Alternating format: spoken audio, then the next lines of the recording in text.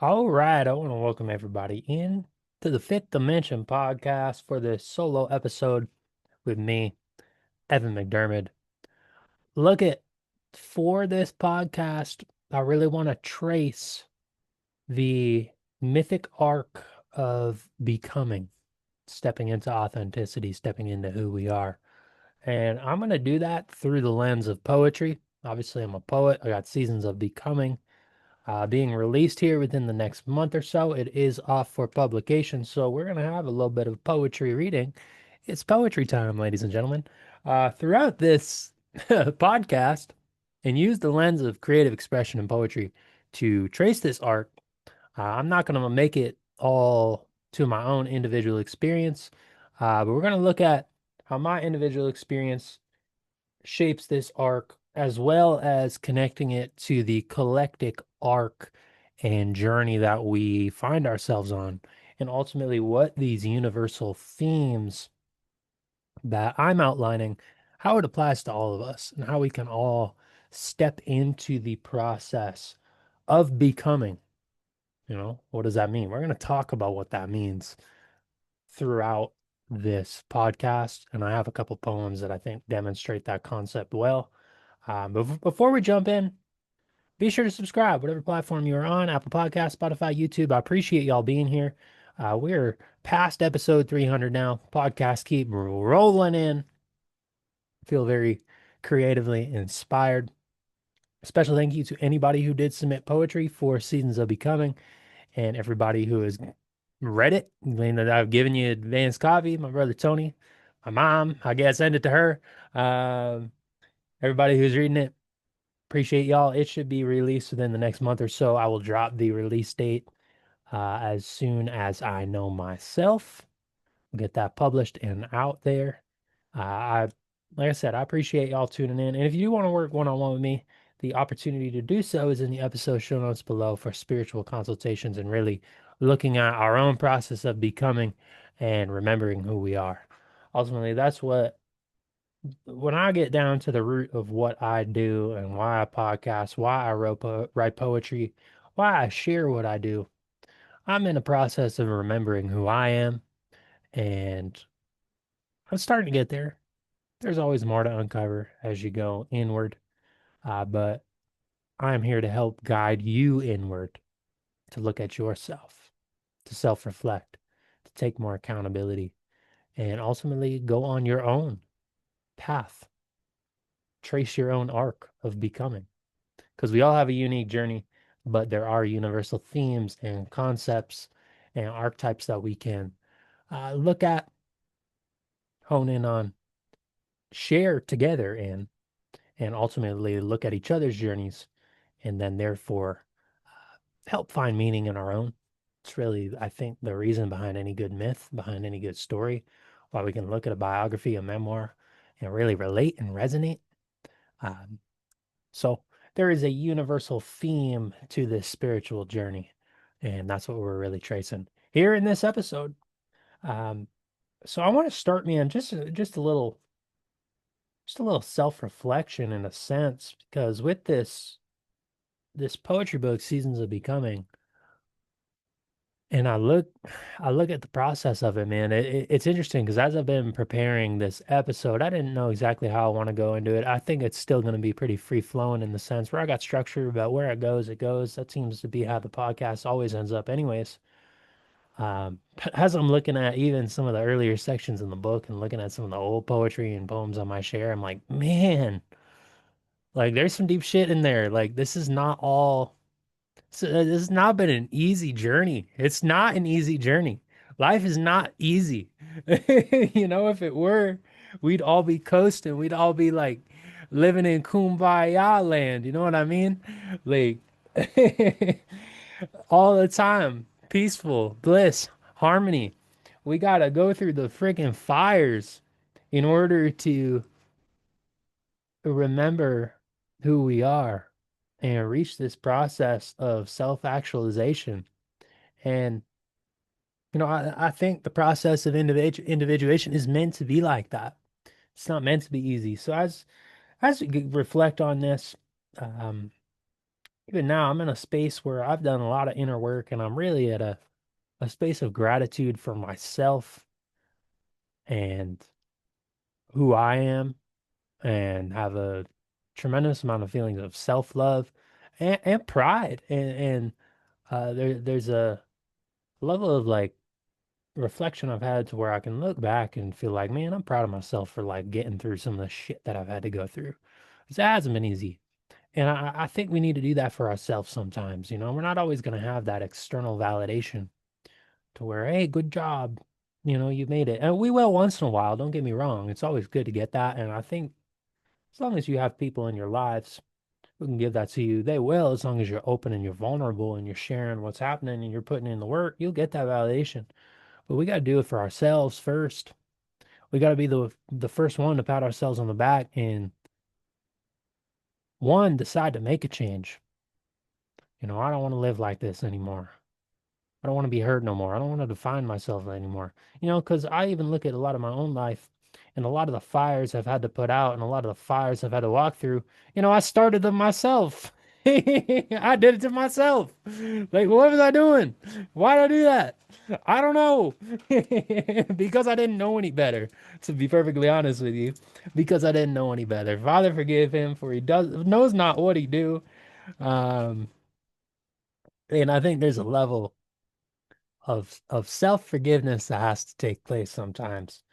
Um, Regardless of the path that we walk, regardless of what it is that we've done, who it is that we've been, if you can look at your own path and you can find a level of self-forgiveness and self-acceptance, that's always a big step.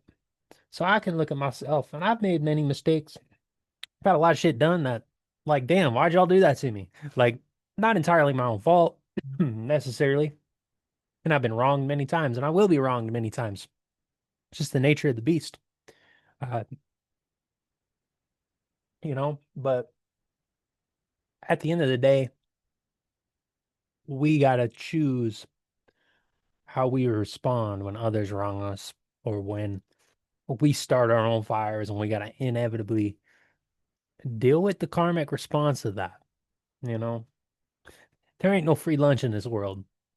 Uh, say what you will, but there ain't no free lunch in this world. If you're starting a fire, you're gonna you're gonna have to walk through it in some sense, especially when it's a fire in your own damn backyard. Let me tell you. Um, but For me, it's interesting, man, because when I look at this arc, this process of becoming and transformation, the book, obviously, I put out a poetry book every year. So in theory, you could probably go back and look at my other poetry books and connect the hero's journey format and apply it to all what will now be four poetry books. But I'm just going to take it for the last year, right? Because I think the hero's journey, and this is something we've talked about on the podcast many times, it's something that is cyclical and ongoing. It's infinite, right? You have many starts to the hero's journey. You have many processes of awakening, many processes of initiation into uh, self-actualization, if you will, to levels of becoming who you are, right? And for me, this has been a big step into that. I almost like to put it in the context of like Ram Dass. Ram Dass talks a lot about like becoming nobody. And I love it because I feel like for so long I've been trying to be somebody. You know what I mean? And I'm at a point where I can kind of embrace like I don't need to be nobody. I just need to be me. I need to be myself. Right. And I think that's the ultimate teaching when it comes to becoming nobody. Right. Because when you hear I am nobody, it's like, wait a minute. Wait a minute. Yeah, but you're you. You got this. You got this. You got this. Yeah, but these are all constructs. These are all games. I'm a soul having a human experience, and I got my own individual expression, and I got my own ways of being, certainly. And I got the things I do, and I write poetry, and I podcast, and I counsel, and I lift weights, and I do this, and I do all these things, right? None of those are who I am. Who I am is look into my eyes, and you might see. And you might see the eyes are the window to the soul. And so if you can look into the eyes of another human being, then you'll start to know them on a deeper level. It don't matter the words that come out of their mouth. It ain't even always about the actions that people do. Who they are, look into their eyes and you'll see the truth. And that's the process I've undergone this past year, I think on a deeper level. Something I've always strived to, but I think I was always very attached to certain self-beliefs, certain constructs of identity, certain perceived needs based on my own upbringing and conditioning. And a lot of it, it's just fallacy, man. It's just fear. It's just illusions. One of my favorite quotes is it's something I'm gonna butcher it. I don't remember exactly what it is. Maybe it's not one of my favorites if I don't remember exactly what it is, but I like it regardless. Um, the moment you let go of the need to be loved, then you're free. Like this feeling that we need to be loved, that's the last illusion. Then you're free.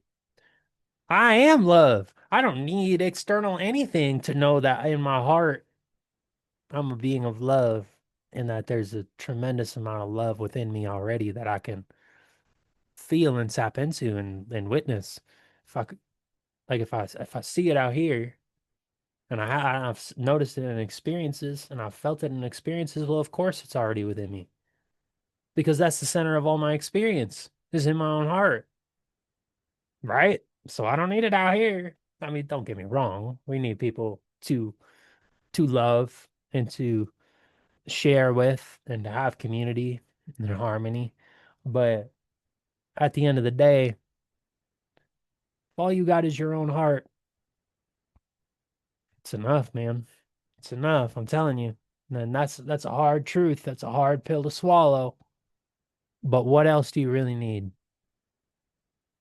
Obviously, outside of your basic survival structure needs. I'm not talking baseline needs here. Um, but y'all know what I'm saying. So, but I want to start in the first section of the book where it is like the initiation into a hero's journey. And I'm going to connect this to the collective at large too. Um, but I titled it Autumn Wind, and it's about change. It's about awakening. It's about the process of initiation, right? I think right now, and even me right now, I'm in a new process of change and initiation with this being done, with it being autumn again, with the leaves beginning to fall, with all, we're being called to change all the time. It's just a matter of whether we're willing to recognize it and step into it. I think what autumn is a great reminder of, this is why it's one of my favorite seasons. As the leaves fall, there's this beauty, the reds and the oranges and the yellows. And it's like their last like breath and gasp of air. And they have this immense beauty and they fall and then they decompose and they're dead. And that's that, right? We must leave what's familiar behind in order to change, in order to grow. For me, last year, that was a literal change of scenery, moving from Montana back to South Dakota. So in a way, I left what I thought was home to actually come home. And I always knew this was home, but what was home at the time. And for me, it was out of necessity more than anything else. I mean, I guess I didn't need to leave. I could have stayed behind, but I went through some serious tower moments, if you were to put it in a tarot perspective. All wherever you go, your problems are going to find you there. You can't run forever, right? You can't run from yourself. Wherever you go, there you still are. So you can go somewhere and you can build a foundation. You can do what you're gonna do, but eventually the same shit's gonna creep up. And so I think a lot of you're gonna meet a lot of the same type of people along the way too, who give you the same lesson over and over and over and over and over and over again until you can soak it in and you can actually look in the mirror and you can take some accountability for what you are attracting, for the patterns that you are prone to, right? And I was at a point where it's like, man, everything that I thought was home in Montana is in a pile of ash. And, I think it's time to build a real foundation. And where can I build a real foundation? I was tired of running from myself. I'm tired. I didn't want to be in pain no more. I didn't want to have to deal with all the shit I've been dealing with my whole life. And I'm like, you know what? Where I feel most at home, where I feel most supported, it's in South Dakota. That's where my people are. It's where I've always been welcomed. It's where I've been able to do the most spiritual growth in the past. And, I had my own call to adventure to where I left, and it was very necessary, but it's time to go back, right? And the first poem I think I even wrote when I came back was called Winds of the Prairie. And that's what I was going to call my book for a long time. I was going to call my book Winds of the Prairie for a long time because it represented that change. But eventually, as I started noticing the larger structure, I realized that Winds of the Prairie was just it was one integral part of a much bigger process, right? So that's why I changed the name.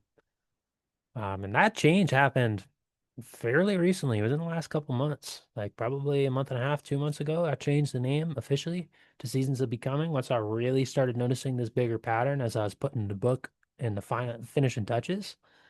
Um, so, but let me read it. Let me read it. And this is I'm gonna read another poem from this section in a little bit to kind of tie it to a collective level. But see if you see yourself within this. It's called Winds of the Prairie. I've never read this one aloud. Most of these I haven't read aloud, so we're gonna see how it goes. It's time to set myself free. I don't know who I might be or what I truly need, but I'll let the winds of the prairie plant new seeds of me. Goodbye to stories of old, where my heart once broke. Now I begin to feel whole. Out in these open plains, I glimpse a new dream, imagination rising from what was once unseen. Fate speaks in silent whispers, carried through the prairie's call, returning to what I've known. Towers of illusion begin to fall. I leave behind broken promises and roads that split apart. You must be willing to change to receive God's spark. Quiet, clear, deeply marked, we are His final work of art. With the wind at my back, I heal in this sacred land, rooted in presence. My heart rests in my hand, ready now to rise again. It's interesting, man, because that poem was very much a premonition in a lot of ways, and I tend to do that. I write a lot of poems that end up being premonitions, and I think that's the beauty of creativity. Sometimes we have a knowing of something within us, of the process that we're about to take place in, right? Like I will heal in this sacred land. That's what the last year has been for me, healing, healing. And healing from the some of the foundational aspects of how I was conditioned to think about myself and believe about myself, but also healing from some of the things that have come up since I've been here, right? And I'm gonna dive into that in a little bit. I've mentioned a few things on the podcast before, um, but it's been about healing. So becoming has been for me healing, healing, healing, letting go, surrendering, you know. And I can sit here and say I've healed in a lot of ways. I've grown in a lot of ways. I don't feel like a boy no more, I'll tell you that. I still got my innocence and my naiveness and quite gullible, you know. You can tell me just about anything, I'll probably believe it. Um, but I don't feel like a boy no more. I feel like a man. And it's taken walking through the fire in a process of healing in order to get to that point, you know. It's not been easy. It's not been easy. And I'm thankful I have a lot of wonderful people who have supported me here in South Dakota. But a lot of it has been me having to show up for myself. Nobody's going to heal for you. Nobody's going to heal for you. Your healing is your own. And it's easy to get in the trap to where we feel like we need to constantly heal or there's always things we need to work on. Self-improvement can be a facade for self-loathing if we're not careful, but healing is necessary. And what healing ultimately is when you can develop a level of self-love and gratitude for yourself and allow that to rise over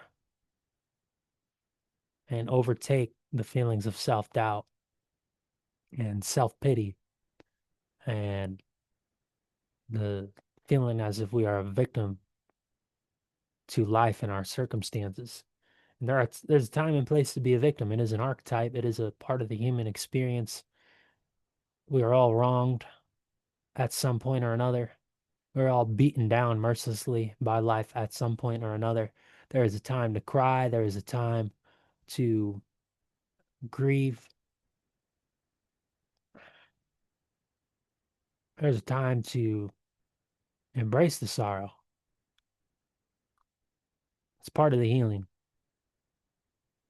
But we need to be honest with ourselves in that process too. At what point do we let the grief pass? What point do we let the sorrow pass? What point do we let go of it? Eventually it withers away and we're clutching at a rope and it's burning up our hand, or we got glass shards in our hand and we're just painting it red, and we're spilling blood on ourselves.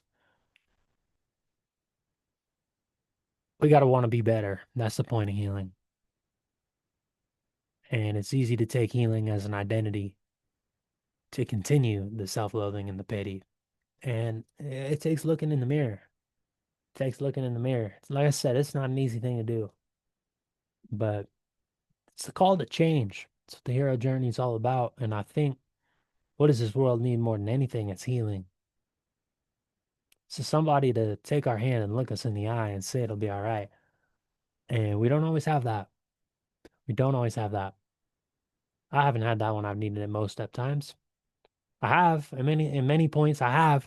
I'm very grateful for it. But at the end of the day, I mean, if you have somebody you can go home to at the end of the day and they can just hold you, they can tell you it's all right.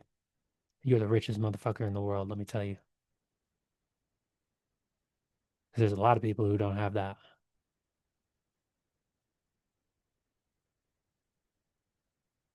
It's about healing. Embrace it. And if you don't got somebody there, hey, we're here together right now. We're here together right now. I see you. I see you. I love you. I see you. We in the process, baby. Hey, I've been there. As you're gonna see in some of these poems I read, I've been there. I feel it. I know it. I know it. It ain't easy. Um, but I do want to read another poem from this section. And I titled it Whispers in the Void. And I like this one because it kind of speaks to a more of a collective call to change, more so than my individual experience. And I'm just gonna read it. See again how you see yourself within this. Whispers in the Void. A mother weeps in silence for the lives birthed, wasted to fear, ghosts of a future that never came to be. Silence dawns after a prayer as the gods decide on whether to answer. Echoes of a scream that have long since faded to a whisper. We are marionettes on strings, made up of forgotten dreams, shadows cast by light from an indifferent cosmos. Approaching the final horizon, where all truths converge, a path is paved through the ashes of everything that was once believed. The darkness was here first, and it will have the final word, excuse me. Only the blind can see the truth, unfiltered by light. A life spent searching for what always lived within. Ripples in a pond of eternity, we fade away as fast as we come. And You know, I wrote that one to kind of put a little perspective on the game that we're in here. You know, I would say the collective Mother Earth, Gaia, Great Spirit, whoever, whatever name you want to put on there, she is weeping at the level of divisiveness, hatred that we let fuel our hearts, the destruction that we cause on ourselves first and foremost, but on one another. We got to remember the macro is a reflection of the micro. So when we see wars and we see division and we see hatred and we see gossip and we see drama, these are the dramas that we play out inside of our own hearts every damn day. And we got to take accountability for that. You know, I'd hate to sit there and think about like my own mom sitting and weeping because my life was wasted because I was too afraid or I was a coward or I was hateful or I didn't become who I was meant to be. Like that thought sickens me, you know, and put yourself in that position. All your ancestors are watching right now. You know, I think about my dad all the time. And one of the songs that has always resonated with me is I listened to it right before I hopped on this podcast actually. I Got a Name by Jim Croce. My dad used to always say he's living a dream in that song. Says, what does he say? He's got a dream. He carries it with him like his daddy did. He's got a name, carries it with him like his daddy did, but he's living a dream like he did. And so, it's been 10 years since I lost my father. 10 years, it's a long time, man. And I think about all the time, am I making that man proud? And I don't know. I'd like to think so, just in the way I show up with my heart in my hand, you know? I think if we do that, how could we not make our ancestors proud? Don't wear your heart just on your sleeve. Put it right in your damn hand and offer it out to the world. See what the world will give you back. And it's scary to do that. We got to be vulnerable. We got to be open. We put ourselves at risk of doing that. It's easy to brick a wall around our heart because of the heartache, because of the pain. But I promise you, that was people who didn't know how to handle your heart, and you didn't know how to have the necessary boundaries to pull back when you needed to. Right? A lot of times we do it to ourselves. We allow people to treat us in a certain way. Not in every case. Again, we're naive. We don't know much better. Where we think this world is gonna coddle our heart and be gentle with us, and that's not always the case, man. It's not. And there's a part of me I don't think that's how it's supposed to be necessarily. I wish I could say it was that we lived in a gentle, peaceful world. I mean, but just look at how nature operates and destruction that occurs naturally through natural disasters or whatever it may be. You see how animals treat other animals, and there's a hierarchy, and there's a pecking order. There's a certain level of violence that is innate, just in nature and in civilization. So we are gonna be hurt, we are gonna be broken down, we are gonna face hardship, but that doesn't mean we can't hold our hearts open and choose to love one another. We can be a united front, and not in some sort of totalitarian, like uniformed way where it's a top-down approach and we're all controlled. I'm talking about from the ground up to where we thrive within our local communities and we plant seeds of intention in our actions and we create systems and we create um, ways of being that are in alignment with community and love and sharing and beauty and the aesthetic resonance that is innate to our being. Like life is beautiful, fucking beautiful. But we only get to witness that when we drop our walls and put our heart out there, man. It's as simple as that. And there'll be moments where divinity or another person or, maybe this person is channeling divinity. I'd say where divinity touches your heart in a way it breaks past all your walls and breaks down all the barriers, and you're left in awestruck beauty. I think at some point we'll all have those experiences, but that can be your state of being. Like here it is right now. Like if you really tune into it, if you really tune into it, here it is right now.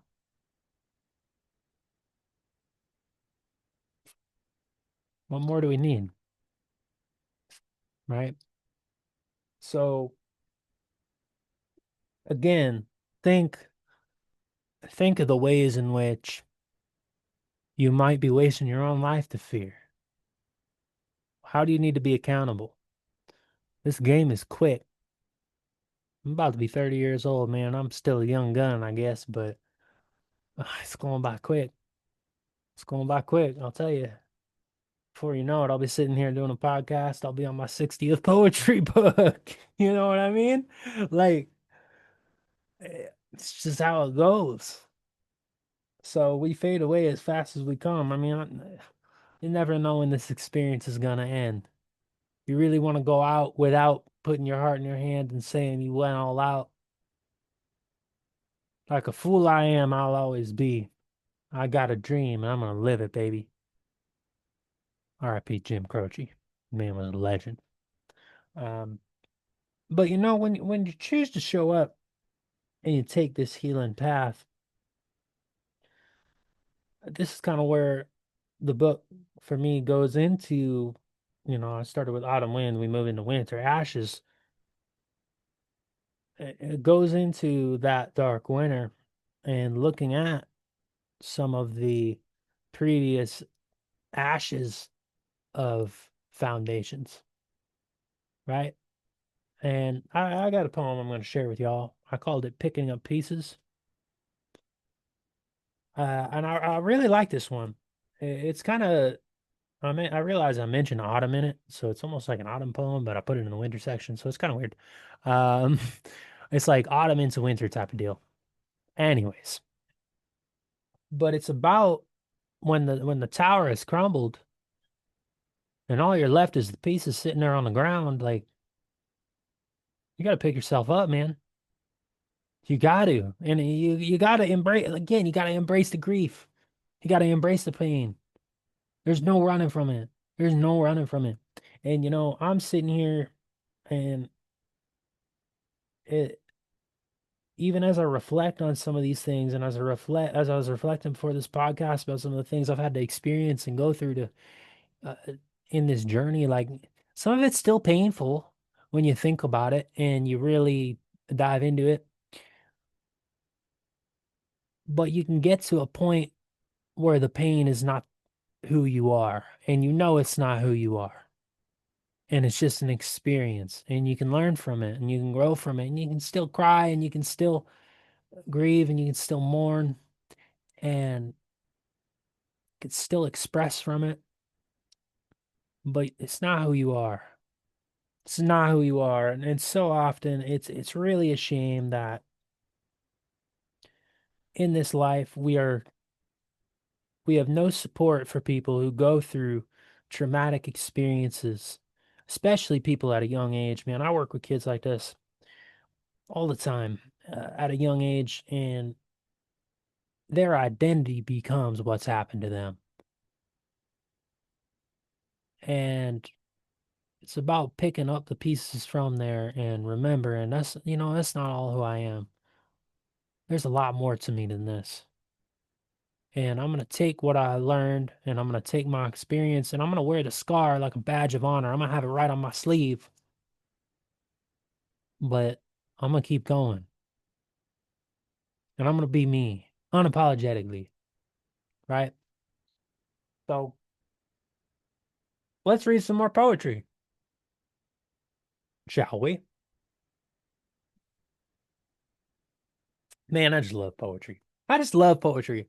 I I hope I got at least one podcast listener who's tuned into the fifth dimension for a while and to be honest, didn't really give a shit about poetry, but has gained a deeper appreciation for it since I've started really sharing it on here. Like if that's you, please comment. Like if there's just one person that I've like brought on a poetic journey or inspired to write a poem, like that's gonna fill my heart up to such a level that y'all don't even know. Like for real, honestly. Like please share that. If that is you, please share that with me. Please. Like I would love to hear that. Like that would make my day more than even getting this book published. Honestly. I'm not even kidding when I say that. Anyways, picking up pieces. In the cool dawn of a broken heart, I gather shards like autumn leaves, each broken promise and whispered vow, a haunting reminder as morning grieves. The mirror reflects an absent figure, eyes empty as petals of a withered rose. I replay the story of what once was, a tapestry frayed, unraveling slow. Outside, the world moves in shades of gray. Laughter rings, a distant bell. But here, silence makes itself a home, wrapping me tightly in the warmth of hell. Memories of you fall through my hands, fingers tremble on the sorrowed ash. What burned bright now flickers dim, the warmth of love, a shadowed past. Yet, amidst the wreckage, a spark remains, hope, stubborn as spring in the frost. I gather my pieces, one by one, with quivering hands. I find what was lost. Amidst the silence, I begin to weave a new fabric from threads of despair, each stitch a promise, each knot a pledge to rise from the sorrow, to breathe the air. Though the pains of the heart still ache, each pulse a reminder of what was known. I stand, a phoenix in the dawn, picking up pieces, reclaiming my own. Man, that reading that's making me a little emotional, man. I was not expecting that. I was not expecting that at all, actually. I've never read that one aloud, but I've always really liked that one. That's making me a little bit emotional. Wow. Picking up pieces, reclaiming my own. And,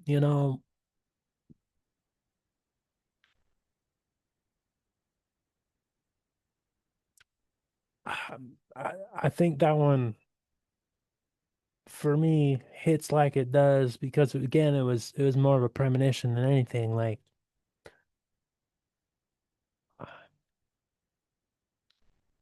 when I wrote that, I had towards the end of autumn last year, coming up on about a year since I've written that one. And I hadn't been through everything I've been through yet, you know. I had some very traumatic experiences in Montana where it felt like everything, a lot of betrayal, a lot of hurt, a lot of broken trust, to where I had lost all faith in the concept of love and connection. And it was tough to move on, man. It was hard. Like it was hard to move on. And that's part of why I got out of there. And coming back here, like I just I wanted to find my own. I wanted to reclaim who I was. Like I knew who I was and I knew how far away that had gone. how far I strayed from myself. And not all my own doing, but partly my own doing. And I was just so hurt, man. And all I wanted to do was just to feel wholeness again. Feel the innocence, the joy, the beauty. It's laughter and like the promise of spring almost, that feeling of innocence and uh, so that was about healing. And I think again that's kind of what healing is all about. It's about this is where hope is good. Sometimes I rag on hope because I don't think it's always enough. Because I think we need to know that we are worthy of love. We need to know with 100% certainty that we are worthy. We are whole, right? But when you're in that place, man, sometimes all you got to do, like, and the darkness is all around you, like, it's that flicker of hope that keeps you going, man. And it's like, all right, I see the light. It's off in the distance. Uh, it's a reminder of the light that's within. I know it's in there. Let me pick up one piece at a time. Let me take it day by day. Let me take it moment by moment. Let me keep going. All right. Let me keep going. One piece at a time. One piece at a time. One piece at a time. And slowly, man, as you start picking up the pieces and you start putting the puzzle back together, you get to a point where you're like, man, I've grown. Wow, I've healed. Wow, this is really a transformational process for me, you know? And I've had to I've gone through that poem in a sense many times because it's interesting, man. I got to a point where I feel like I was really reclaiming my own and then boom, got smacked again, and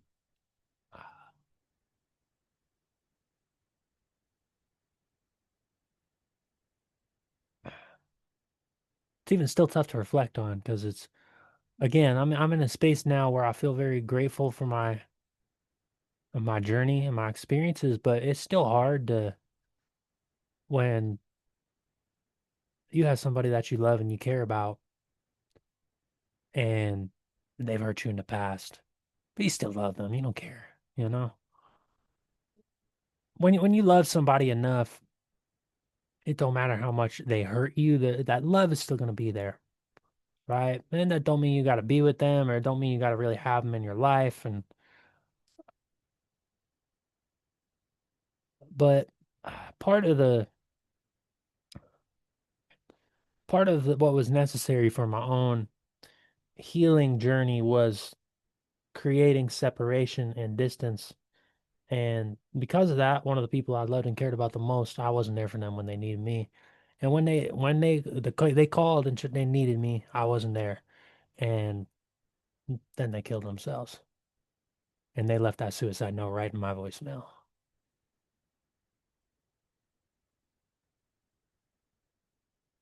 You know,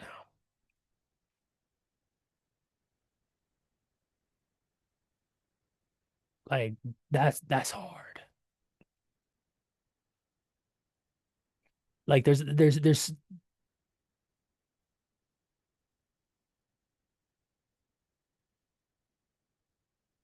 and I feel like I've found a level of healing in that and acceptance in that and acceptance for myself.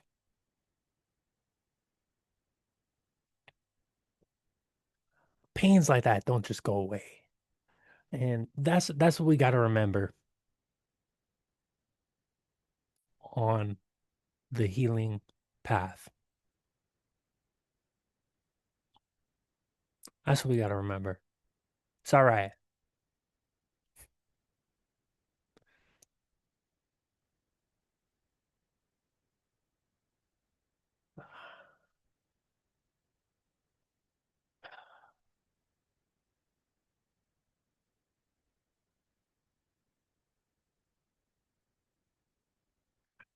And I knew this was going to be a difficult section for me to talk about and express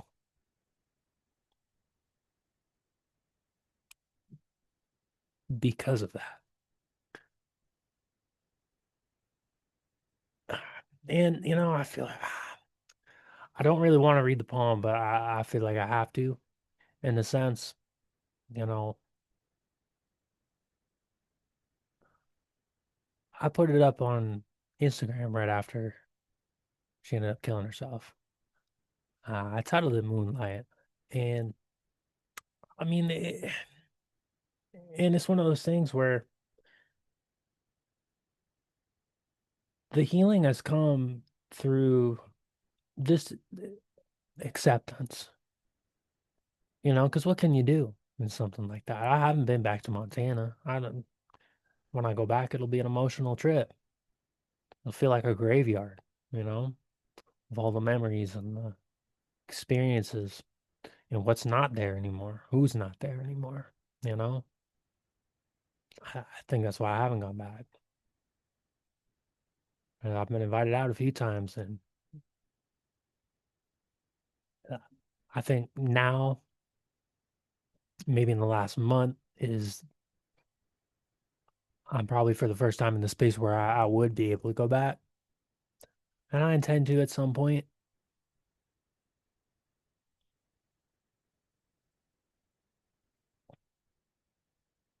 But yeah, the healing has come through acceptance, man. And I read this poem aloud when it happened, and I think I was very numb to what was going on. But I haven't read it out loud since. So, but I'll, I'll read it, man. We'll read it. We got to do it. We got to read it. We got to heal. We got to grow. This is the healing. This poetry collection is healing for me in this way. That's why I'm sharing it, and that's why I'm being vulnerable with it.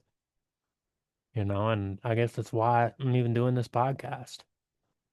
To go through the mythic arc, we got to go through the fire and we got to go through the healing. And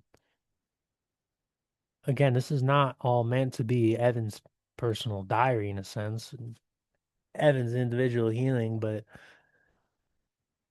I think when we're looking at least on an individual level, even a collective level, the winter, I put this all in the winter ashes because the winter really does strip us bare and we have to face the shadows before we can enter that stage of purification and renewal. So let's read it. Let's read Moonlight.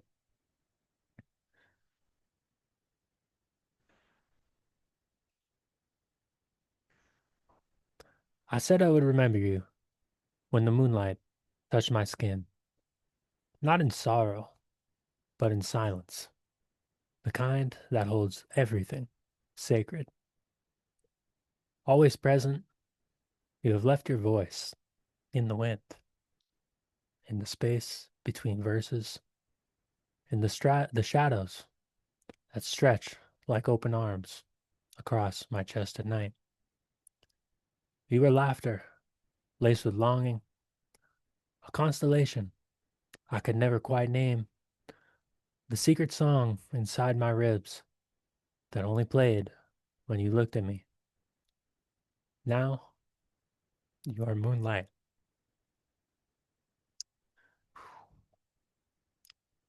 softer than goodbye,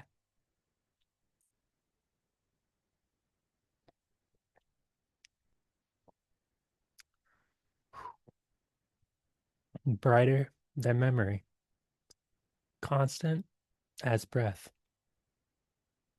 I see you in still water. I hear you in unsent poems. And I promise, when the world grows heavy, I'll lift my eyes to where you've now gone.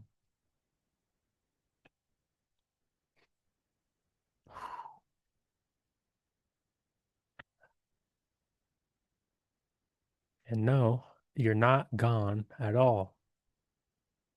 You are light. You are love. You are ever present. And I'm still here, still listening, still loving, still becoming. Forever changed through love and loss. Poems become prayers as the heart's truth lives, reflected by the moonlight. Oh, man. Ooh. Man, we're breaking all kinds of barriers. Now we're in past episode 300 of Fifth Dimension, New Era. I don't think I've ever shed tears on a podcast. I don't think it's ever happened, man. I don't think it's ever happened.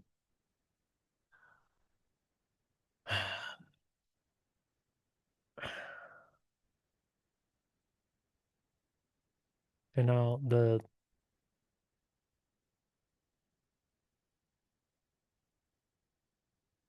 there's a necessary death process within oneself that has to take place. And you're gonna kick and you're gonna scream and you're gonna cry and you're gonna hurt and you're gonna feel.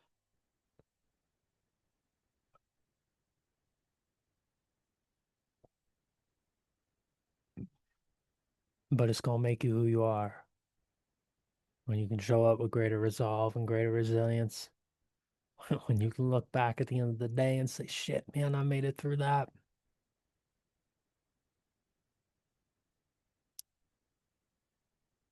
And it's not easy, man. It's not easy. And there's a later section in this book that's about the dark night of the soul. Well, we'll get into that. And where a lot of these old feelings come up because, not that I buried them, but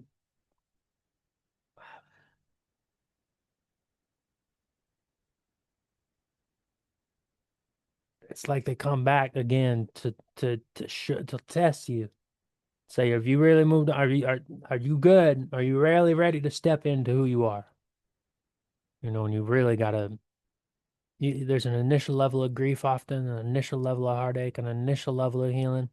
Then you start getting back into life, and you start doing your thing, and you start, you're changed, and you go through it, the process, and then comes up again, test you, old emotions, old grief.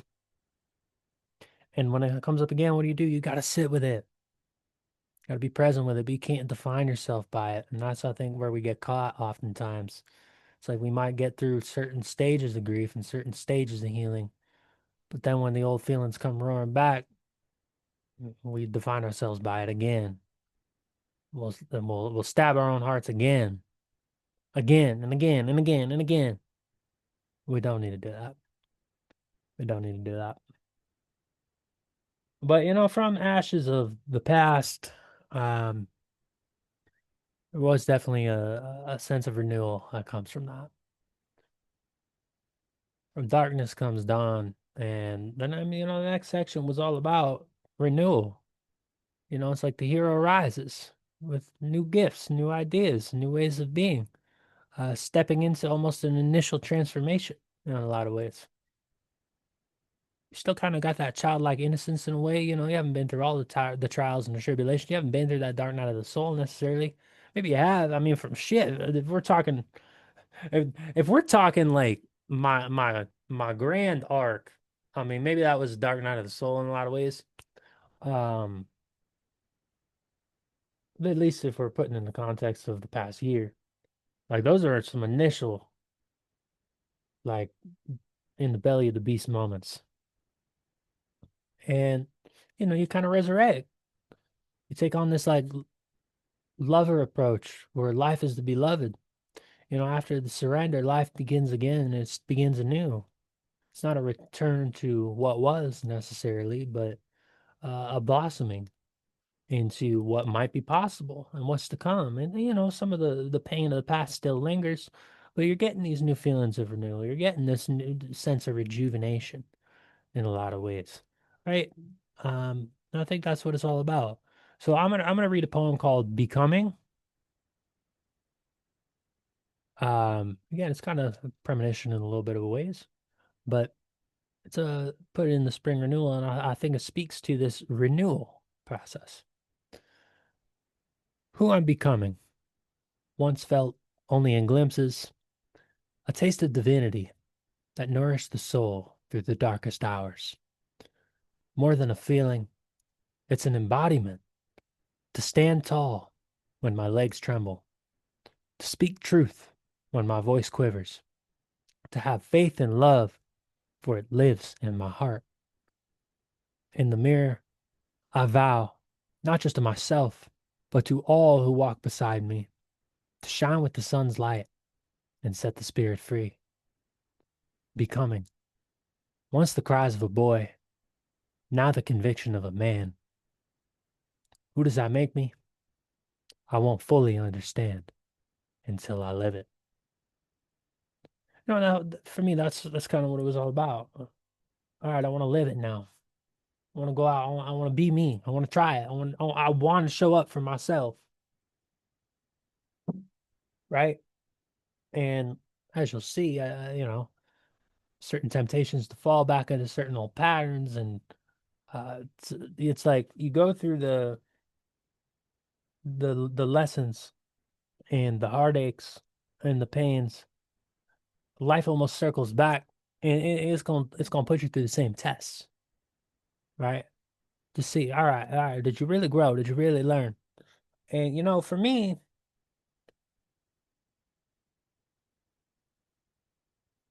upon reflection, I'm starting to see I did, which fuck yeah, good job, me. Like, pat myself on the back. I'm starting to figure this game out. I'm starting to see my patterns. They ain't all there's probably still some in my blind spots a little bit, but I'm starting to get it. Starting to figure it out a little bit. Um, not fully by any means, but again, um, for me, it's been a process of faith.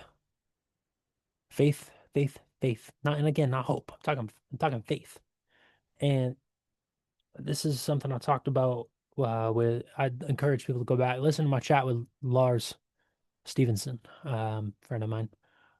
We talked a lot about faith, leaping into faith, and trusting in the unknown, and planting the proper seeds of intention, and watering them diligently, right? I feel really over the last month or so, I've really been doing that, and it's been beautiful to see. But faith is something I've been sitting with the last year and a half or so, and just trying to be faithful, using it. Hey, keep going, man. Even in those darker moments, keep going. It's gonna be all right. We're gonna make it through this. We're gonna be all right. I got the tattoo. It says keep going. All I gotta do is look right down. There it is. Boom. Keep going. It's a reminder to myself, you know. But here's a poem called Faith. Yeah, I'm telling you, I got a lot of poems. We read more poems on this podcast than any other podcast I've ever done. Invest in faith with all the love in your heart, not fleeting feelings of melancholic sorrow we call hope, a subtle disguise for lack. It's a state of being rooted in remembrance, the truth of who we are. The world unfolds from the reality within. So in each moment, you begin. The seeds planted now will bear fruit tomorrow. Water with persistence what you know is true. Your mind is fertile soil where creation blooms. And that's the beauty, man. That's the beauty of it. It's like, I think that initial renewal stage, and where we can get to as a collective, and I think people are already starting to get there in a sense, right? There's a lot of people who have going through those hardships, going through those trials, and they're coming out on the other end. It's like, all right, I'm starting to see some potential, some opportunity. Have faith. Start watering the seeds. What is it that you want to see bloom? What lives in the mind's eye, in your creative soil within, that you can water diligently, and you could really hone in on, and take a beautiful creative initiative to water and to cultivate. What can you place your faith in? For me, I place my faith in love. I place my faith in the knowing that love can set us free. That love can set us free. And, I think a lot of people think that sounds abstract, sounds unrealistic. Like, Evan, love can set us free. Like,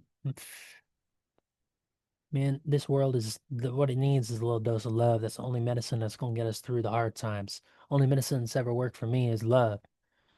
The love from other people, love for myself. It's all that works. And it lives right here within our own heart. All 8 billion people in this world have the capacity for love. I mean, maybe you got a 0.1% outliers, born total whack job sociopath. I don't know what you want to call it. But we're all capable of love, and we should choose to love one another. It's really that simple. It is a choice.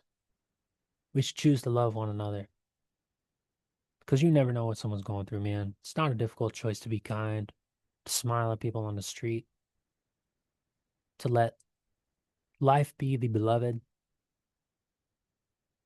or you be the beloved and let life be the lover and let it love you. Who told you not to open up your heart to the world and let it love you back? That's a very simple question. So now the next stage, often when you get this sense of renewal, it is a deeper sense of wholeness that we discover, right? That's kind of what and I talked about it in the form of love and union. So I titled it Summer Union, and on the hero's path, he finds a sense of union. It's like an integration of the opposites.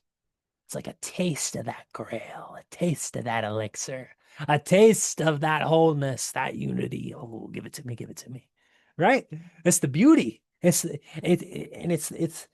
what keeps us going. Right? When you have that taste of divinity, oh, oh, man.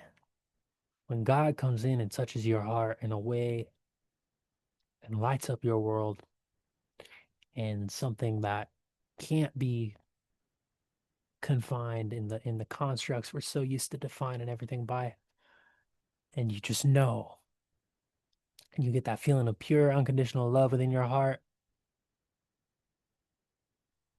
Oh man, all I can say is thank you, thank you, thank you, thank you.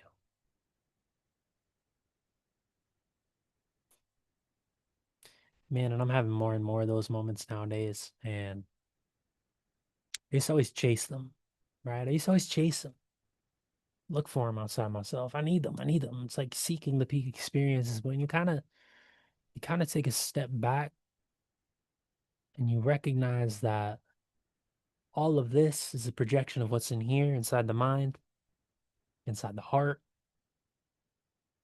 Those experiences find you. You seize control. You let go of the uncontrollables. So that's why the next section was about summer union. It's not an erase like a destruction of difference necessarily, or you still have opposites, you still have contrast, but it's a harmony, it's wholeness, it's an integration. We remember ourselves as worthy and complete, right? So the only poem I want to read from this, the only poem I want to read from this is called Dance of Shadows, and it's actually kind of an invitation. And I think I think it's pretty fitting. Let's take this as one being to another, an invitation to dance in the shadows. A silhouette in the flash of lightning, emotion suppressed, come to life. Thunder roars, cloaking silence screams. Faith is not a concept, but a state of being. To never love is to never lose, yet to never dream is the fate you choose. Will you join me in a dance through shadows to the mournful rhythm of the raindrops' tune? Split identities between broken and whole, no sense of direction for a weary soul, picking up pieces of a once shattered heart, lonely together is a place to start, holding on through the darkest hours, hand in hand, begging to surrender.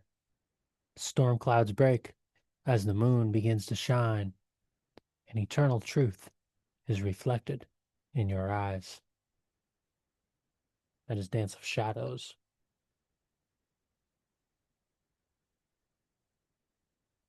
And the reason I like this one here in this section, and what I think it kind of speaks to the fact that, hey, there's still a recognition of the darkness. There's still a recognition that, hey, I don't always feel whole. Hey, I still feel broken in many places.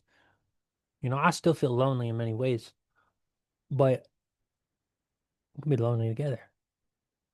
We can do this together. We can walk hand in hand. To walk hand in hand, man, is a radical act of faith. Walk straight into the unknown, into the abyss. And I think that's what once you get that sense of renewal, that's what you got to do. You got to have faith. That's what faith is all about. It's opening up your hand to God and saying, let's walk through the storms, through the darkness. And I promise you, you look into the eyes of another being and you see a soul, the invitation is there. Now you take that, and it's up to you to walk through the darkness, to connect on a level beyond just the material plane. That's what it's all about. The next section was Echoes in the Garden. That was the guest poems. Now, I still want to talk about it a little bit. I am not going to read any of the guest poems for the reason it's not my voice. And there are some beautiful, beautiful guest poems that I could sit here and read. Like, fantastic, fantastic poems.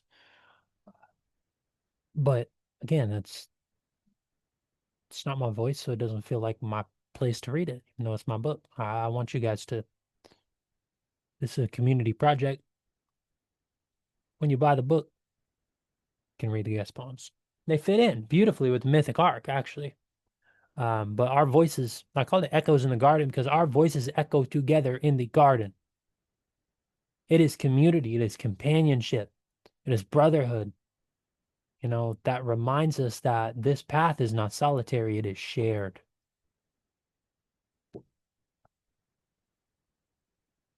Hand in hand, we walk each other home. I have a poem called Walk Each Other Home. I wasn't going to read that, but maybe I will later. Hand in hand, we walk each other home. And I certainly wouldn't be here without all the support from others. Just doing what I'm doing, being who I'm being. Who knows what my life would be? I don't think any of us would. It's not even a realistic thing to say because life is meant to be shared. Beauty is meant to be shared. Love is meant to be shared. That's the thing, man. It's about finding self-love. It's about finding gratitude, but then taking that and sharing it and offering it up to anybody who's willing to take it and then give it back to you. Not just take it and run. I mean, if you take it and run, it is what it is. I got an overflowing cup. I'm gonna offer you love anyways. I guess I don't need anything in return. Um, but when love is unconditional, very seldom is it not returned. And you might not always see the reciprocity right then and there, but it'll always come back to you. I promise. I promise. And that's a promise to myself too, because I need that reminder once in a while. I don't always see it returned. I haven't. Most of my life, I haven't. Um, and it's burned me many times. It's burned me many times. Perceivably, it's burned me many times. But love is never wasted. Remember that. Love is never wasted. But there is no solo path. We're not lone wolves. And again, this is something I wish, obviously, a friend I was talking about earlier, this is something I wish I could have gotten to her into her head. She was a lone wolf, had that mentality, being a lone wolf, and it's kind of one of the only people ever in her wolf pack in a sense. And I went on my own little lone wolf journey in a sense, and pack never got back together. And that's all right. You know, found my own pack. I've rediscovered my tribe, and um,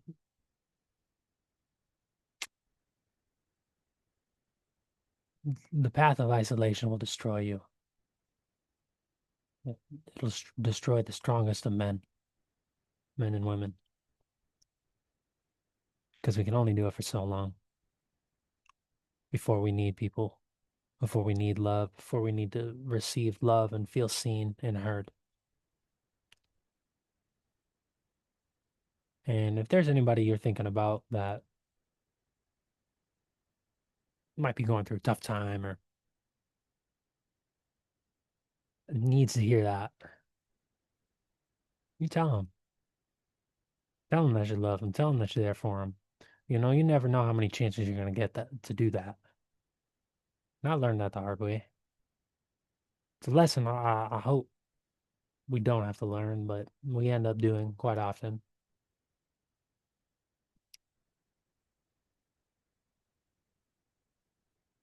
If there's anything you get from this podcast, go tell somebody you love them. Genuinely. Genuinely.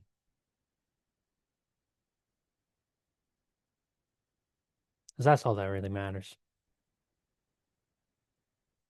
All right, next section in the book, when kind of tracing the mythic arc, was the Midnight Shadows, and it is that dark night of the soul. And this is where the hero, he confronts despair, he confronts the shadow and near self-destruction. And I definitely confronted this more, I was in a pretty dark place for a while towards, I'd say it's hard to put a timetable on it.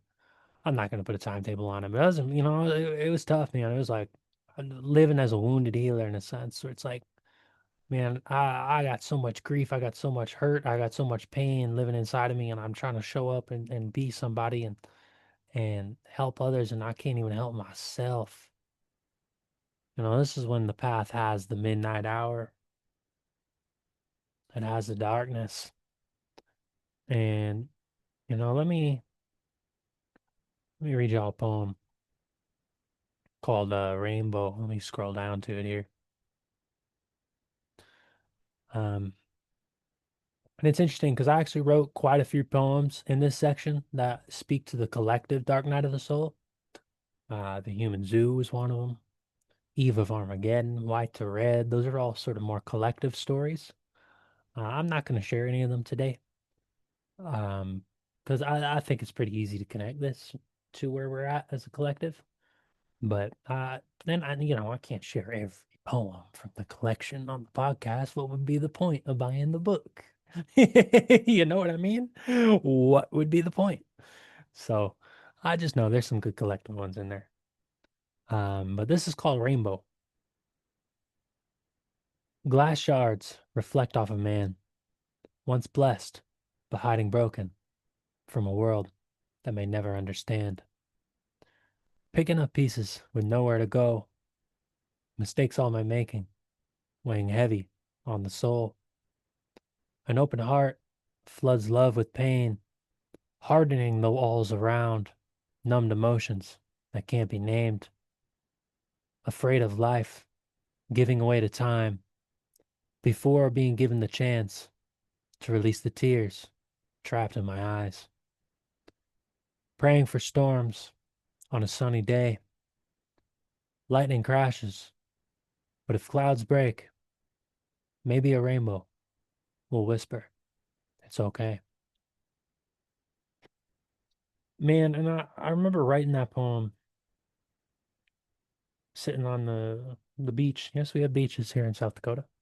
Uh, Sitting on the beach and just thinking, like, man, I just don't want to feel like this no more. I don't know where to go. I don't know what to do, but I don't want to feel like this no more. I'm tired of being hurt. I'm tired of life treating me like this. I'm tired of treating myself like this, and I don't know what to do about it. And it was a beautiful sunny day, but I was sitting there. I'm like, I just wanted to like downpour on me right now. Just wanted to pour.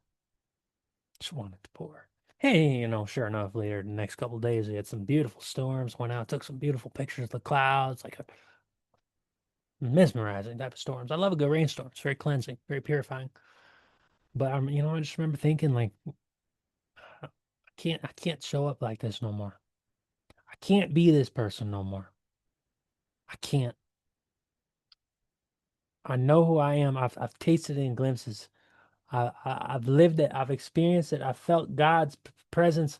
I've seen the most beautiful things. I've had the most beautiful experiences. I have the most beautiful people in my life, and yet here I sit in total despair in the dark night of the soul, and I don't know what to do about it. And there I was picking up pieces again. Still picking up the pieces. Still picking up the pieces. So that's what I kept doing. I had to pick up more. I'm gonna pick myself up. I'm not gonna take the route my friend took. I ain't gonna, that's not an option. We ain't going nowhere. I'm not going nowhere.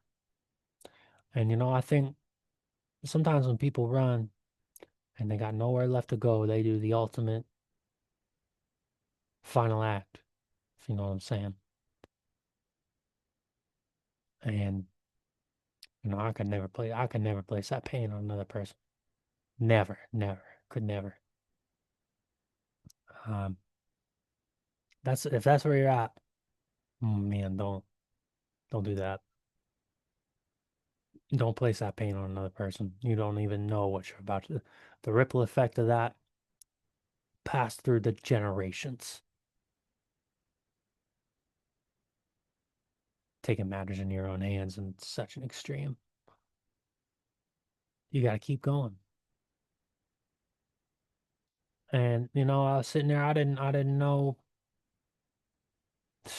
What I didn't know is that the decision to stand up for myself again and pick myself up again would allow the big storm to pass. And you know what? There's going to be a point in life where there are more storms and there are more chaos, but I promise you, I don't think I'm ever going to get to that point again because there was a moment I'm like, this is it. I'm not doing this no more. I'm not going to feel like this no more. And I made a choice. And it sounds simple, but at some point you got to get to the lowest of the low and you got to say, all right, we can only go up and we're going to go up and we're going to rise. At some point again, I might fall, but it ain't going to be all the way back down there. I promise you that. But I ain't going to let that happen because I know who I am. You got to have that talk with yourself. You got to look in the mirror. You got to stare into your own eyes. You got to stare at your own soul and you got to remember who you are. It's as simple as that. That's what the dark night of the soul is all about. And that's where we're at with mankind. I really think we're in the dark night of the soul. We're well past the initiation. I think we've all had we've had our moments. We've had our moments where divinity has graced us and we feel the blessings and we feel the beauty and we feel the love. But it was fleeting. Right? And we're in that dark night of the soul. And now's the time where we got to stand up for ourselves, for those we love. We got to make a decision. And it's now or never. No, all right, I'll show up for myself tomorrow. There is no tomorrow. There's right now. There's only an ever present unfolding moment, ever present unfolding now moment. That's a tongue twister. He's trying to say it too fast. Kind of took the dramatic tone I had out of the picture. Um, I can't take anything seriously on this show, man. I can't do anything serious on this show sometimes. I'm trying to have a serious dialogue and get people to be accountable.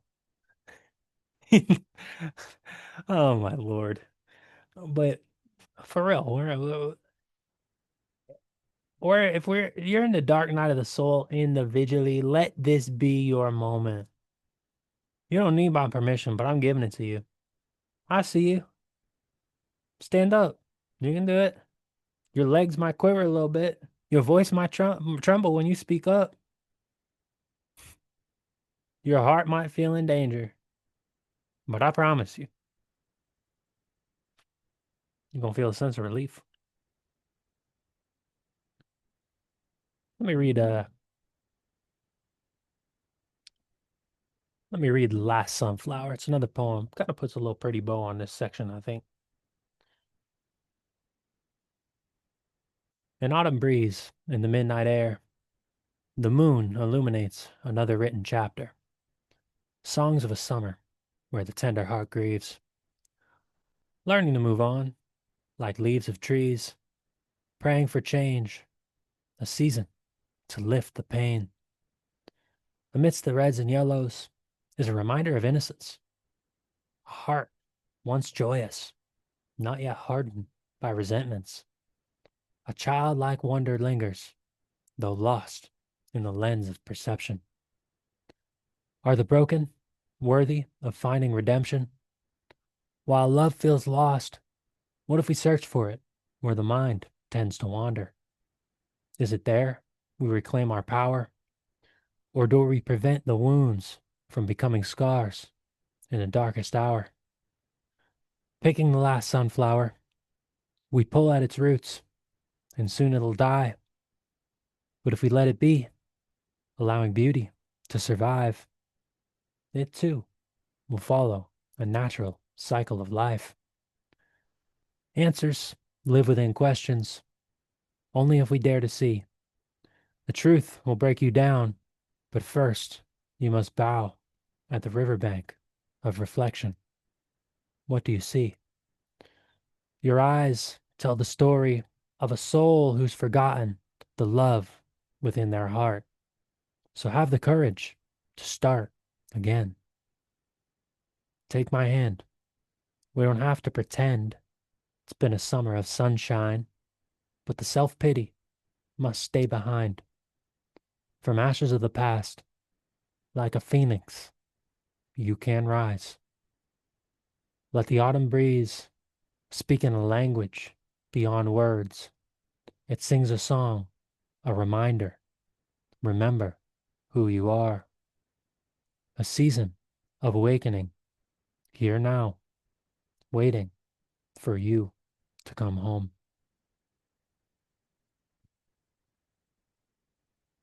Take my hand. I said, we don't got to pretend it's been easy. We don't got to pretend that life has been rainbows and butterflies and joy and kumbaya. It hasn't been for me, hasn't been for you, hasn't been for any of us. But we can walk each other home. We can walk each other home into joy, into beauty, into harmony, into love. It's, it's the only path forward. It's the only path forward. And that's the poem I want to read from the next section. I had a different one in mind, but let's walk each other home, shall we?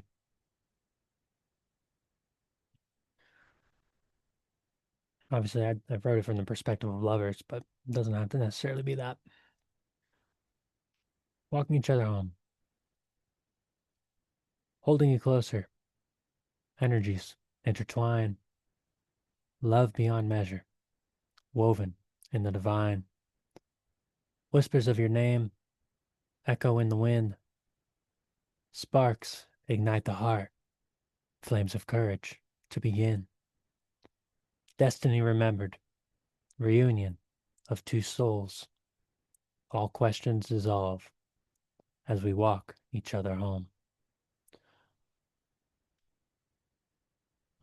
Look, man, it's a very short poem for a reason, because this is where the hero emerges. After night comes dawn, it's a homecoming in a sense. And it's not about where we come from, but it's about who we have become. And I think a lot of us, you're in that, we're in that cocoon, that chrysalis, and we're ready to spring out like the butterfly. Man, I swear I've seen more butterflies this past month than I've seen in my life. And I view it as a sign from God of the emergence, the becoming, a reunion of stepping into wholeness. And look, man, when you read the poetry book, a lot of it is in the perspective of lovers, because I think that's the easiest way to write about union and harmony.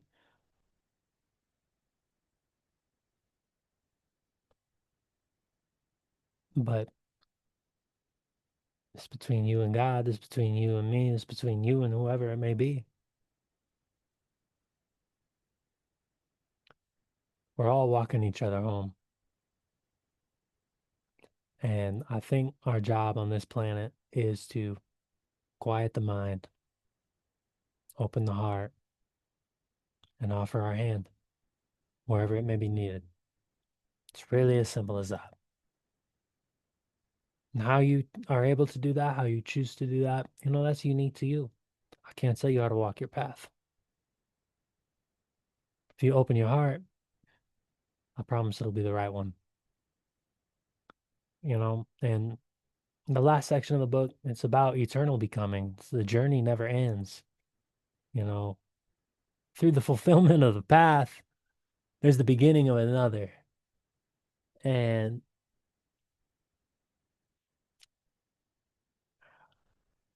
I talked about this in the last podcast I did with my brother Anthony. I talked about this with Kevin. We're both the traveler and the eternal road. We walk the path and we are the path. It's a journey of self-discovery. It's the journey of becoming who we are, and it's just beautiful beyond words. That's something that, a poetry book can't even begin to capture. And I look forward to the day when mankind returns with the elixir collectively and we start the next path and we come home. And I think we're almost there. I really do. In the bottom of my heart, I think we're almost there. If I'm feeling here, what's stopping everybody else? We gotta rise up individually first. Put one foot in front of the other, keep picking up the pieces. And eventually, when our heart feels whole and we know who we are and we walk that path with authenticity and we walk it with beauty and reverence and gratitude.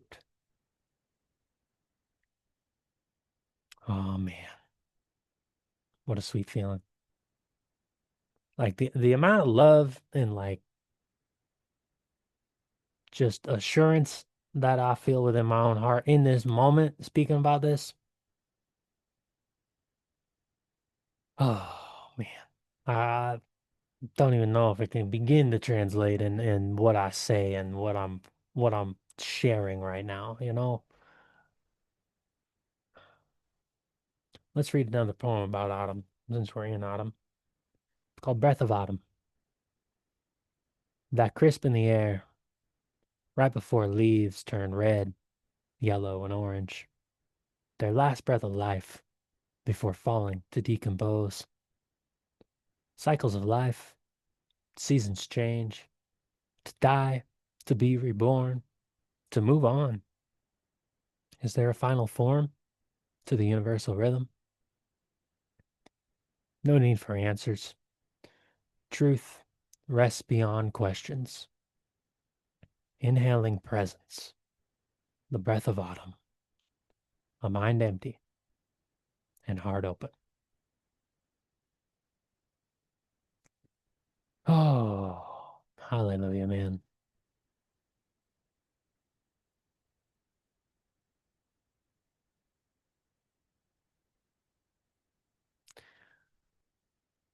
Ah, I really don't have much to say. I think that kind of puts the bow on it. I'll read the last poem of the poetry book because I plan to, because it's titled Seasons of Becoming, and this will give y'all a little glimpse. I mean, I don't know what y'all think of this collection so far.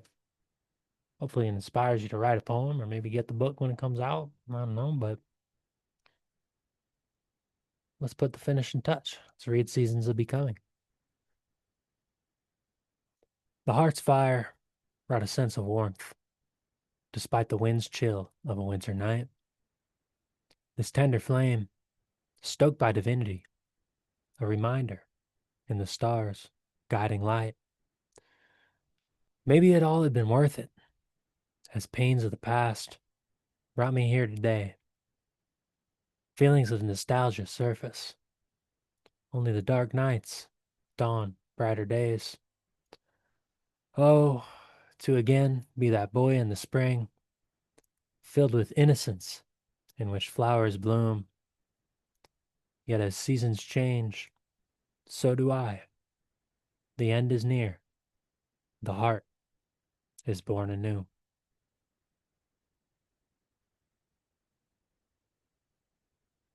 I think that's going to wrap up this episode. Be sure to be on the lookout for when the collection comes out. Let me know what y'all think of these poems in the comments if you got a favorite one. Um, I've inspired you to write poetry at all. What a gift. It's not from me. That's from the creator. Because the poems are the creator speaking through me more so than me speaking. So I feel very humbled by this episode. I feel very humbled by this episode, let alone this book, by this episode. Like, I'm gonna need to sit and reflect after this one. Um, but and if you feel called to work one-on-one with me, link to do so is in the episode show notes below. Kind of tracing the mythic art in a sense and diving into some of these concepts through tarot meditation, few different modalities that we bring out for a session. The link to do so is in the episode show notes below. And I look forward to working with y'all. And be sure to subscribe whatever platform you're on, Apple Podcasts, Spotify, YouTube. You can also subscribe on Substack, McDermod.substack.com. And be sure to follow my Instagram page. There's going to be a lot of updates on there as well, and excerpts from the book and things about the book coming out over the next month prior to the release date, which I'll get to y'all soon enough. Be sure to follow me on Instagram. I don't always drop that, but it'll be a good resource over the next month if you really want to stay in tune with what's happening on the book and get some excerpts and get a little hype for the launch. And I'm excited and grateful to get this one out there, man. It feels very near and dear to the heart. So I appreciate y'all tuning in and sticking with me on this journey and in this space here today. We went through I feel like I went through quite the arc just in the episode, and I can see it's been a bit of a longer one. So appreciate y'all tuning in, and we read some poems together. Um, I really enjoy doing that. Maybe we gotta have like Zoom calls or hop on and read poetry together. I don't know. If you'd be interested in that, let me know. I would be open to starting something up like that. Um, just kind of thought of it here on the spot, but maybe we can get a weekly poetry session or something going. I think that'd be pretty cool. Fifth dimensional poetry. Probably wouldn't call it that. But, you know, stay tuned. That might happen. But that's going to wrap up this episode. Thank you all again for tuning in, and I will see you guys next time. So long.